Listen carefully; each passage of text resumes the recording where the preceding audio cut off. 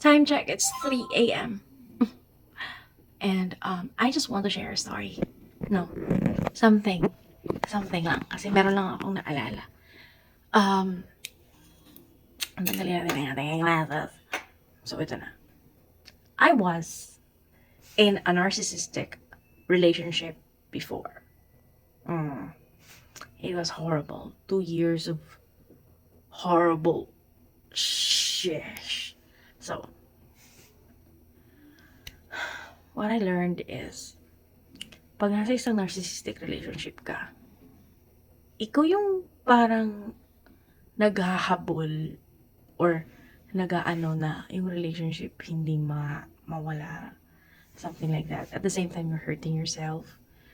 And at the same time, this person is actually parang nagiging extra bagahe mo na hindi ka nagiging ikaw, nare-reach yung goals mo or something like that. Example na lang natin na meron kang 24 hours na tindahan. And then, okay naman yung tindahan mo and then biglang dumating siya sa buhay mo and then naging hanggang 7 PM na lang yung tindahan mo. Parang ganun. Kasi he doesn't want you to I don't know, surpass him, something like that. Parang may competition lagi. And he wants to be above you at all times, pero in reality, ikaw naman yung nagpapalamon sa kanya, and ikaw naman yung nagagasto sa kanya, ikaw yung nagpo-provide sa kanya, ikaw yung lahat-lahat na nagbibigay sa kanya, and everything. And then siya parang, like, mayroon parang, ano mo yun, the audacity to cheat on you pa. With a bakla. I don't have anything against my gay friends, but yun na yun. Parang, pag wala kang pera, dun siya pupunta sa bakla niya. Alam mo yun? So, parang, parang I'm so thankful lang na it's been years na, pero I'm thankful lang na wala na ako dun sa narcissistic guy na yun. Because, guys, girls, boys, anyone, if you're in a narcissistic relationship, this person, he or she will make you hate your family. Ulitin ko, this person will make you hate your family, or your family will hate you because you're with this person. So believe your friends, believe your family. Pag nakita nila na ayaw nila yung tao, pag majority sa kanila ayaw nila, ibig sabihin there's something wrong with that person. There is something wrong with that person. Majority ng tao ayaw sa kanya to be with you. Maniwala ka. Maniwala ka. Lalong-lalo na sa mga friend mo na bulgar, prangka magsalita. They are the perceptive ones. They are the no holds barred, kimpit, kemedu. Sila yung mga walang preno, sila yung walang filter. Maniwala ka sa kung ano sasabihin nila. Kasi basang-basa nila kung ano yung pagkatao ng isang tao, and you believe them. And I believe Charles Diaz, my best pare. So, and also Marie, a lot of people actually nawawalan na ako ng kaibigan because of my narcissistic ex. So, these people, kulang na lang sa bunutan ako, sampalin ako. Because, alam mo yun, parang, ganito yun eh. Ganito, explain ko na lang ng parang, pang grade 2 explanation.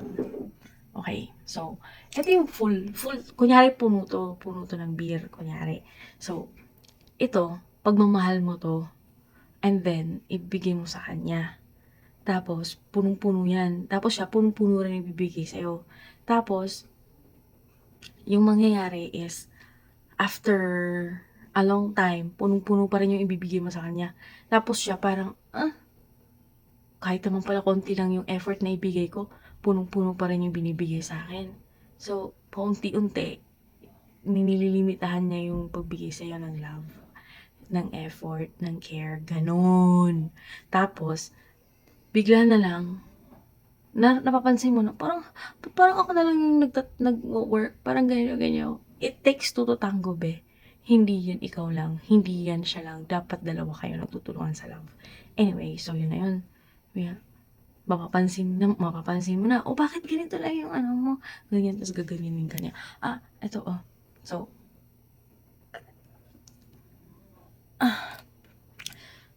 love pa rin niya ako. Pinakitaan ka lang ng konting effort, be. Nag-sorry lang siya, nag-iyak-iyak lang siya sa harapan mo, be. Tapos, nag-ano lang siya, nag-promise lang siya. Pero uulitin niya pa rin yan once makita niya na komportable ka ulit. The manipulation. I know you're staying because you're trauma bonded. Naka-trauma bonding ka na. Pero be, realize mo naman yung worth mo. Alam ko na, example na lang sa mga single mom dyan na, I mean sa mga may anak na dyan, na tinitiis lang nila yung abusive relationship nila because of this, because they have kids. I tell you, it's better to have, listen, it's better to have a happy family than a complete but toxic family. I'll say it again. It's better to have a happy family na kayo-kayo lang instead of having a complete but toxic family. You will question your self-worth. You will question, bakit siya nag-cheat? For 15 years, bakit siya nagganito? For ganito. Because why? Because you kept working for that love. Men are naturally born providers. So you let them provide, you let them lead. Yung mga lalaki dapat ang nagpaplano ng mga dates. Yung mga lalaki dapat yung naggaganito, mga nagsusurprise sa'yo.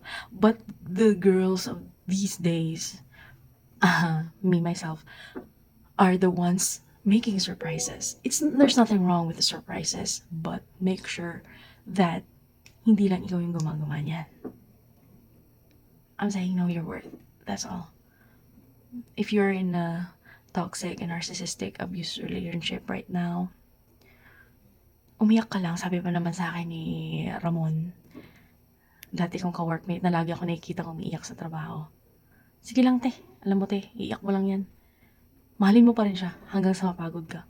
Kasi one day, magigising ka na lang na, ang pangit pala nito. This is me drunk talking, so yeah. That's it for my 3 a.m. thoughts. Bye.